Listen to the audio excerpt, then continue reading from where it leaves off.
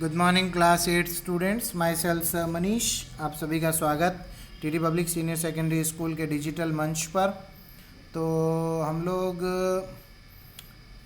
आज हमारा जो टॉपिक है द प्रॉब्लम विद ट्रेड, उसको हम पढ़ने वाले हैं। During the 19th century, tribal groups found that traders and money landers were coming into the forest more often wanting to buy forest produce, offering cash loans and asking them to work for wages. It took tribal groups sometimes to understand the consequence of what was happening.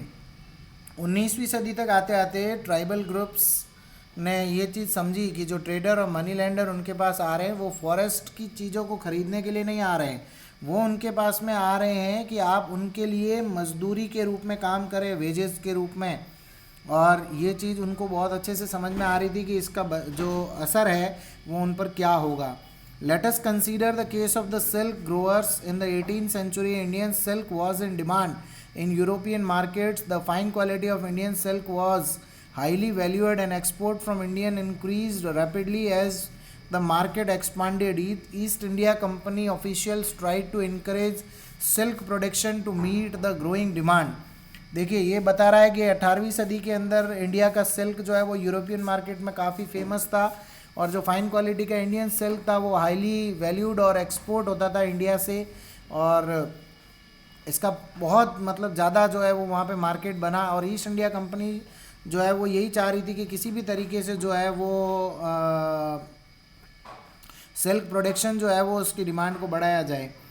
Hazaribagh in present day Jharkhand was an area where the Santhals reared cocoons. ये बताया जा रहा है कि हजारीबाग करके वो जगह जो झारखंड में आज है वहाँ पे इन संथाल जाति के जो ट्राइबल लोग थे वो इस कोकून को, जिससे रेशम के कीड़े को जो है वो पालते थे।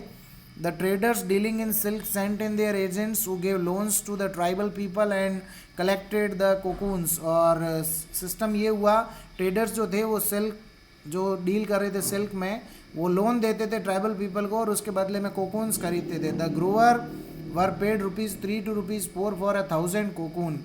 मतलब 3 से 4 रुपये मिलते थे उनको 1000 कोकून के बदले में।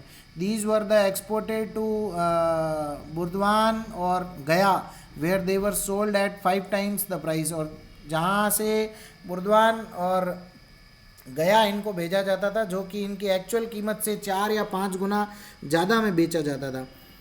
The middlemen, so called because they arranged deals between the exporter and silk grower, made huge profits.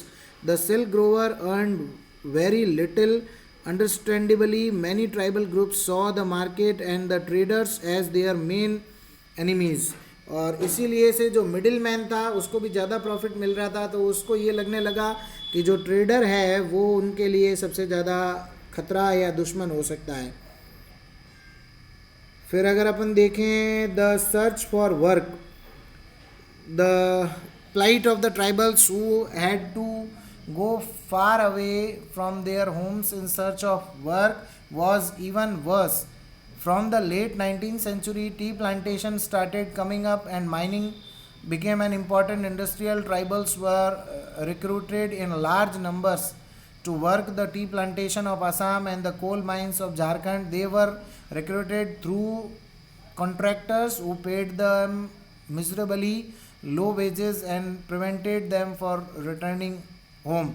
ये बताया जा रहा है यहाँ पे कि जो काम की तलाश में उनको बहुत दूर दूर तक जाना पड़ता था, और लेट 19th सेंचुरी में टी प्लांटेशन जो है वो और माइनिंग एक इम्पॉर्टेंट इंडस्ट्री थे, और ट्राइबल्स जो है वो रिक्रूट करते थे लार्ज नंबर में वर्क को टी प्लांटेशन के आसाम के अंदर और कोल माइंस जो झारखंड के वहाँ पे, और कॉन्ट्रैक्टर्स उनको लेकर के जाते थे और ले जाने के बाद में वापस घर लौटने नहीं देते थे, और बहुत कम उनको वहाँ पे मजदूरी मिलती थी और उनका जो है वो जीवन बसर वहाँ बहुत मुश्किल से हो रहा था। क्लोज़र लुक में देखते हैं। Through the 19th and 20th century, tribal groups in different parts of the country rebelled against the changes in laws, the restriction on their practice, the new taxes that they had to pay, and the exploitation by traders and moneylenders. The Kols rebelled in 1831-32. Santhals rose in revolt in 1855. The Bastar rebellion in central India broke out in 1910 and the Worli revolt in Maharashtra in 1940. The movement the Birsa led was one such movement. इसमें आप देखिए 19th और 20th century में जो tribal group था different part India के अंदर, उन्होंने सब ने रिबेल करना शुरू कर दिया, जो कि लॉज बदले उसके और रिस्ट्रिक्शंस जो लगा दी थी प्रैक्टिसेस के ऊपर उसके खिलाफ, और जो नए टैक्स आए थे वो सब नहीं देंगे, और ट्रेडर्स के एक्सप्लॉयटेशन और मनी लेंडर्स के एक्सप्लॉयटेशन के खिलाफ. तो 1831-32 में कोल्स रिबेल हुई, 55 में संथाल्स की, और 1910 में बस्तर वर्ली की, 1940 में ये कुछ मूवमेंट्स थी, और उनमें से एक मूवमेंट वो भी थी जो बिरसा मुंडा ने जो है वो लीड की थी. Birsa Munda. Birsa was born in the mid 1870, the son of a poor father. He grew up around the forest of Bonoda, grazing sheep, playing the flute and dancing in the local akhadas. Forced by poverty, his father had to move from place to place looking for the work. Birsa का जन्म 1870 के मध्य में हुआ. गरीब पिता का एक गरीब बेटा जो कि जंगलों बोनोंडा के जंगलों के आसपास भेड़ों को चराते हुए, बांसुरी बजाते हुए और लोकल अखाड़ाज में डांस करते हुए बड़ा हुआ. इसको गरीबी ने इतना ज़्यादा मतलब जो है वो फोर्स किया कि उसके पिता को काम की तलाश में एक जगह से दूसरी जगह भटकना पड़ता था. As an adolescent Birsa heard tales of the Mundas uprising of the past and saw the sardars of this community urging the people to revolt. और बिरसा ने बचपन से ही ये चीज़ देखी कि किस प्रकार से मुंडाज जो हैं वो अपने मतलब हक के लिए लड़ रहे थे, और उनके लीडर जो है वो ये कह रहे थे कि आप सभी रिवॉल्ट करिए, उसके लिए आवाज़ उठाइए. They talked of a golden age when the Mundas had been free of the oppression of the Kus and said there would be a time when the ancestral right of the community would be restored. और उन्होंने ये चीज़ देखी कि दिकूज मतलब मुंडाज जो हैं, एक ऐसा समय आया जहाँ पे मुंडाज जो हैं वो फ्री हो जाएं फॉरेनर्स के चंगुल से, और जो इनके एंसेस्ट्रल राइट्स हैं वो इनको मिले, रीस्टोर हो सके. और उन्होंने ये देखा कि किस प्रकार से they saw themselves as the descendants of the original settler of the region fighting for their land, reminding people of the need to win back their kingdom. और उन्होंने ये जब सब चीज़ें दिमाग में लाई कि वास्तव में इस सारी ज़मीन के और इस सारी रीजन को सेटल करने वाले तो उन्हीं के पूर्वज थे, तो फिर उनको अपने हक के लिए क्यों इस प्रकार से जो है वो तरसाया जा रहा है. तो उन्होंने इस प्रकार से जो है वो अपने डिसेंडेंट्स होने का जो है वो मन में विचार किया. Birsa went to the local missionary school and listened to the sermons of the missionaries. There too he heard it said that it was possible for the Mundas to attend the kingdom of heaven and regain their lost rights. और वहाँ फिर बिरसा जो है वो missionary school में पहुँचे, और वहाँ उन्होंने मिशनरीज़ के सरमन को सुना जिसमें वो जिक्र किया गया था कि ये पॉसिबल है कि मुंडास जो हैं वो स्वर्ग के राज्य को जो है वो हासिल करें और अपने खोए हुए प्रतिष्ठा को और अपने अधिकारों को वापस पाए.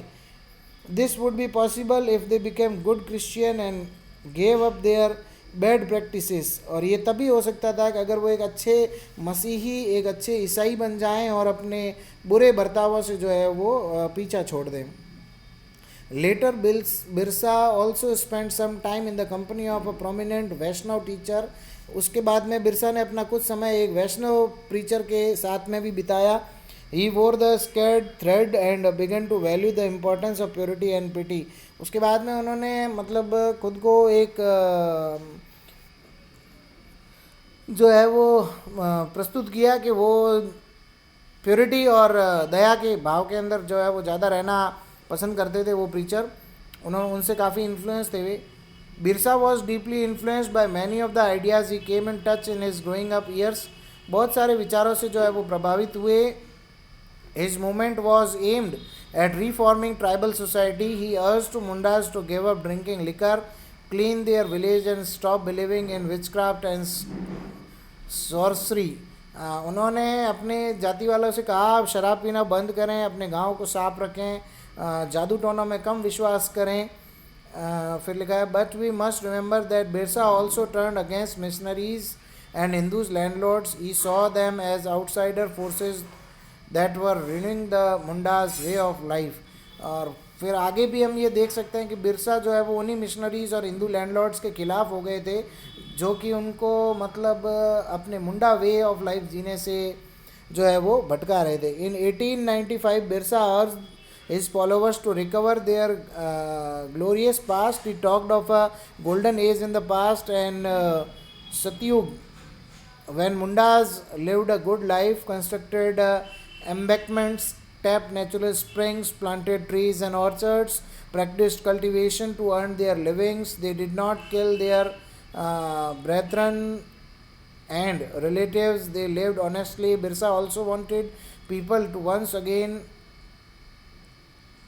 Work on their land, settle down and cultivate there fields. 1895 में बिरसा ने अपने फॉलोअर्स से ये कहा कि हमारे को हमारे जो पूर्वज थे उनकी तरह रहना चाहिए, शांतिपूर्ण जीवन जीना चाहिए, प्रकृति के साथ में अपना समय बिताना चाहिए, पेड़ उगाने चाहिए, फलों का जो है वो सेवन करना चाहिए और अपने जीवन को ऐसा बनाना चाहिए जिससे हम हमारे भाइयों को और उनको मारे नहीं, उनकी सपोर्ट में खड़े रहें और अपने लैंड के ऊपर प्रॉपर तरीके से अपन सेटल होकर के रहें. What worried British official most was the political aim to Birsa movement, for it wanted to drive out missionaries, moneylenders, Hindu landlords and the government and set up a Munda Raj with Birsa at its land. तो ऐसा क्या था जो British officials को अखर रहा था? वो ये था कि बिरसा मूवमेंट कर रहे थे, वो चाहते थे missionaries, money landers, Hindu landlords और गवर्नमेंट को उस जगह से बाहर करना और वहाँ पे मुंडा राज या बिरसा का जो है वो लीडिंग वहाँ पर वो चाह रहे थे. The movement identified all these forces as the causes of the misery the Mundas were suffering. और ये वही कारण थे जो मुंडास फेस कर रहे थे और इसका जो है प्रतिघात जो है वो उनको फेस करना पड़ा. The land policies of the Britishers were destroying their traditional land system. Hindus, landlord and moneylenders were taking over their land, and missionaries were criticizing their traditional culture. जो ज़मीन की नीतियाँ थी वो ब्रिटिशर्स जो है उन्होंने ख़राब कर दी थी, उनके ट्रेडिशनल लैंड सिस्टम को. हिंदू लैंडलॉर्ड उनकी ज़मीनों को छीन रहे थे और मिशनरीज उनकी क्रिटिसाइज़ कर रहे थे. As the movement spread the British official decided to act. They arrested Birsa in 1895, convicted him on charges of rioting and jailed him for 2 years. 1895 में ब्रिटिश ऑफिशियल्स ने बिरसा को अधिकार में लिया, उनको 2 साल के लिए जेल भेज दिया इस जुर्म में कि वो जो है वो रायोट्स करते फिर रहे हैं. When Birsa was released in 1897 he began touring the village to gather support. 1897 में जब वो फ्री हुए तो वो गांव-गांव घूमे सपोर्ट को इकट्ठा करने के लिए. He use traditional symbols and language to rouse people, urging them to destroy Ravana and establish a kingdom under his leadership. और उन्होंने ये कहा कि हम लोग इन सभी को रवाना करें यहाँ से, दिकूज और यूरोपियंस को, रावण है वो हमारे लिए, उनको यहाँ से रवाना करें और अपना खुद का किंगडम इस्टेब्लिश करें. Birsa's followers began targeting the symbols of dikus and European powers. They attacked police stations and churches and raided the property of money lenders and zamindars.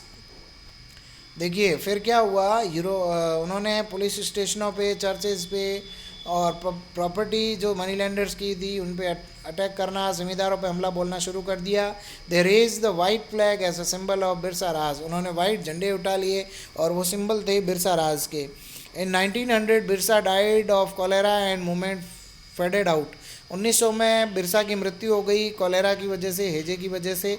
However the movement was significant in at least two ways. First, it forced of the colonial government to introduce laws so that the land of the tribals could not be easily taken over by Dikus. और ये movement जो था वो significant था और ये 2 तरीके से काफ़ी इसका परिणाम देखने को मिला. एक तो ये कि वो कॉलोनियल गवर्नमेंट से चाहते थे कि ऐसे कानून बने जिससे ट्राइबल्स जो हैं वो मतलब अपनी ज़मीन दिकूज को आसानी से ना हैंड ओवर करें. दूसरा, it showed once again that the tribal people had the capacity to protest against injustice and express their anger against colonial rule. और मतलब ये था कि जो ट्राइबल पीपल थे वो अपनी कैपेसिटी को होल्ड कर सकें, प्रोटेस्ट कर सकें, अन्याय के खिलाफ अपनी आवाज़ को उठा सकें कॉलोनियल रूल के खिलाफ. They did this their own specified way, inventing their own rituals and symbol of struggle. और ये पता चलता है हमको कि वो कैसे उन्होंने किया कि वो रिचुअल्स और सिंबल जो थे स्ट्रगल के, उसको फॉलो अप करके उन्होंने ये चीज़ इस मूवमेंट्स के थ्रू उन्होंने किया था। यहाँ आपका चैप्टर तब पूरा, मिलते हैं आपसे अगले चैप्टर में, तब तक के लिए धन्यवाद।